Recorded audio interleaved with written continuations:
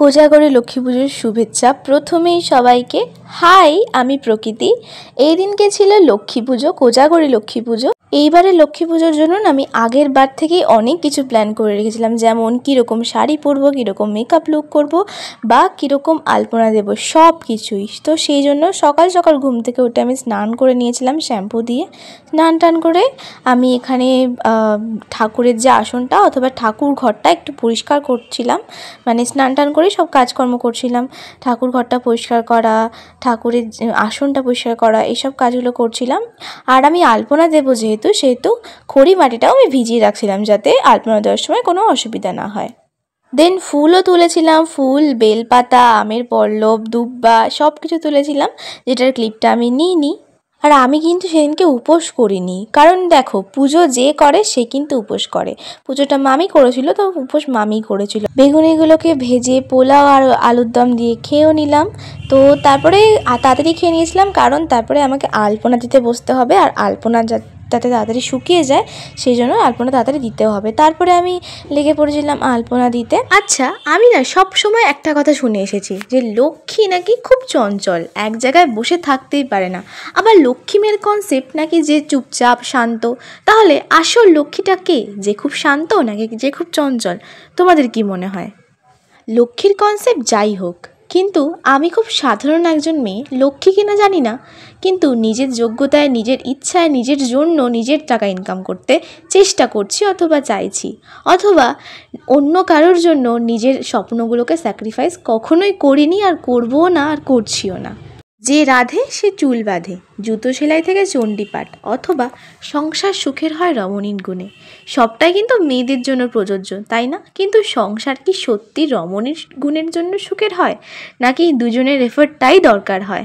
অবশ্যই দরকার হয়। যে রাধে সে চুল বাঁধে অথবা এই ধরনের প্রচলিত কথার ব্যাখ্যা কি সেটা আমি জানি না, তবে ছোটোবেলা থেকে দেখে এসেছি বাড়ির মামি, মাসি, মাকে তো দেখিনি, এখন দিদিকেও দেখছি রান্না করা, নিজের ঘরের সমস্ত কাজ করা, ইভেন লক্ষ্মী পুজো করা, সব কিছুই নিজের হাতে একা করতে। আসল কনসেপ্ট মনে হয় এটাই, তাই না?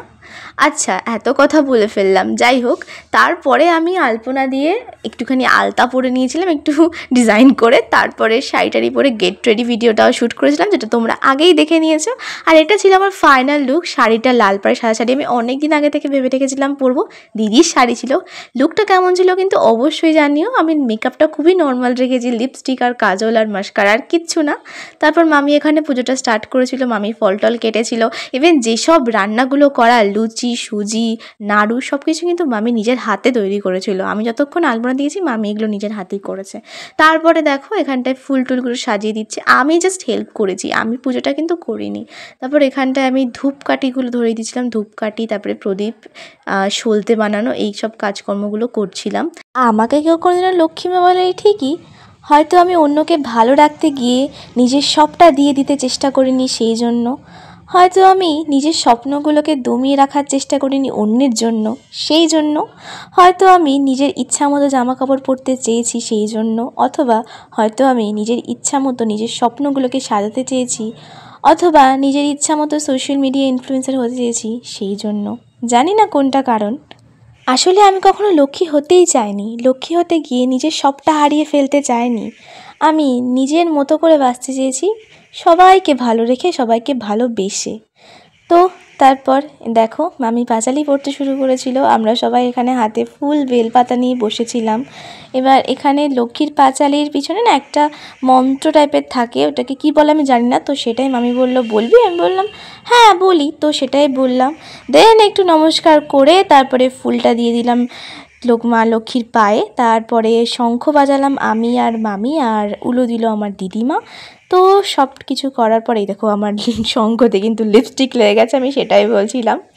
তারপরে পুজোটা সম্পূর্ণ হয়ে গেল। আর এই ধূপের গন্ধটা কিন্তু আমার বেস্ট লাগে, যে কোনো পুজোতে এই ধূপের গন্ধ না থাকলে না ভীষণ পজিটিভ ফিল হয়। তারপরে প্লেটগুলোর মধ্যে প্রসাদটাও সাজিয়ে নিচ্ছিলাম আমি পুজো দেওয়ার কিছুক্ষণ পর। প্রসাদ, নাড়ু সব কিছু সাজিয়ে নিচ্ছিলাম।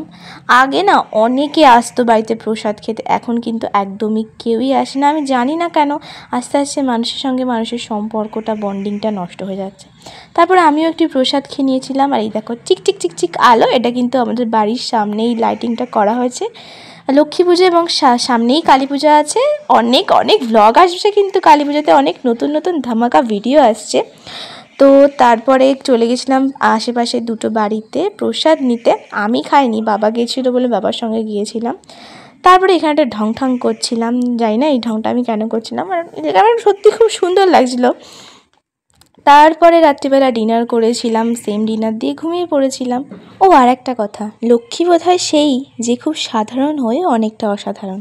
আর যেই কথাগুলো বলতে চেয়েও পারলাম না, শুধুমাত্র নিজে আমি সেলফ ডিপেন্ডেন্ট নই বলে, সেগুলো পাশে থেকো তোমরা সবাই, আমি অবশ্যই একদিন না একদিন বলবই।